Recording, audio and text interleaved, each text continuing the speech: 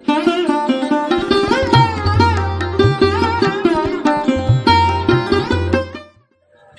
संत एकनाथ महाराज यांच्या समाधीस्थानी आज आपण आलो आणि या समाधीस्थानी दर्शन घेऊन आपण इथला जो परिसर आहे बघतोय।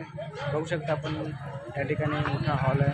या ठिकाणी आराम आपण दिन होऊ शकतो, प्रार्थना करू शकतो। हा परिसर आहे, इथे पार्किंग करून आपण फिरू शकतो इथे।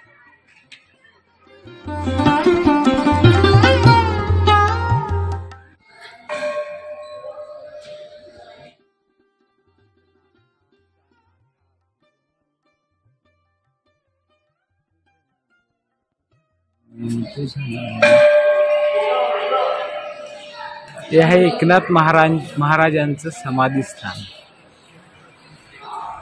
आपण आता या ठिकाणी दर्शनाला आलो।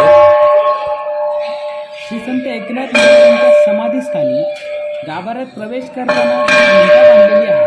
त्या घंटेला वाजवण्यासाठी लोखंडाचा वापर न करता लाकडाचा वापर केलेला आहे आणि ही गोष्ट खूप चांगली आहे।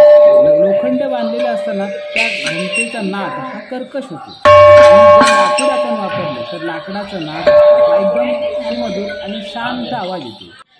ह्याचा वापर आपण आपल्याकडेही करू शकतो। औरंगाबाद शहरापासून श्री संत एकनाथ महाराजांची समाधी सुमारे 80 ते 85 किलोमीटर अंतरावर आहे आणि आज आपण या समाधीस्थानी आलो। गोदावरीच्या काठी श्री संत एकनाथ महाराजांची समाधी मंदिर आहे। सागवानी लाकडापासून मंदिराची उभारणी केलेली आपल्याला दिसून येते। मंदिराचे सुशोभीकरण करण्यात आले आहे। संत एकनाथ महाराजांच्या समाधीचं दर्शन घेऊन झाल्यानंतर आपण जेव्हा गोदावरी महाद्वारकडे जातो आणि ह्या गोदावरी महाद्वारमधून आपण पुढे गेल्यानंतर आपल्याला दर्शन होतंय गोदावरी नदीचं। याच ठिकाणी कित्येक भाविक आपली जी श्रद्धा आहे ती श्रद्धा घेऊन आपले जे धार्मिक विधी आहेत ती करण्यासाठी इथे येत असतात आणि ह्या गोदावरी नदीचं आणि श्री संत एकनाथ महाराजांच्या समाधीचं दर्शन घेतात। हा गोदावरी नदीचा काठ म्हणजेच एकनाथ महाराजांच्या समाधीच्या मागच्या साईडला जो गोदावरी नदीचा काठ आहे तो काठ परिसर भव्य आहे। या ठिकाणी जे भाविक आहेत ते येऊन आपलं जे श्रद्धास्थान आहे त्याच्यामुळे तिथे येऊन आपले जे काय विधी आहेत ते विधी करतायत, त्याच्यामुळे इथे गर्दी असते। साफसफाई सुंदर आहे। या ठिकाणी आपण भेट नक्की देऊ शकतो।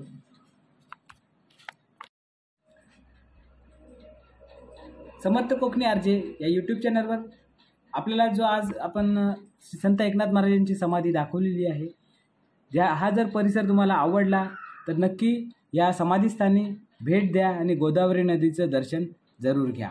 धन्यवाद।